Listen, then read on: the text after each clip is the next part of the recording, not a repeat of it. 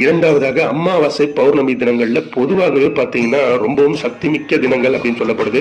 இந்து தர்மத்திலையும் பாத்தீங்கன்னா அமாவாசை பௌர்ணமி தினங்கள் மிகவும் பவர்ஃபுல்லான தினங்கள்.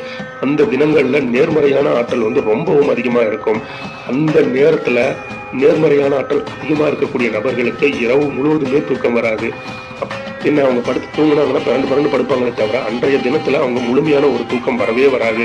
யாருக்கெல்லாம் அமாவாசை பௌர்ணமி தினங்கள்ல இரவு முழுவதும் தூக்கம் வராம இருக்கும், அல்லது இரவு முழுவதும் விழித்து கொண்டு தூங்கவே முடியாது, கொஞ்ச நேரம் தூங்குவாங்க அப்புறம் முடிச்சுப்பாங்க, இப்படி இருக்கிறவங்களுக்கு எல்லாம் பார்த்தீங்கன்னா நேர்மறையான ஆற்றல்கள் அதிகமா இருக்குன்ற அர்த்தம்.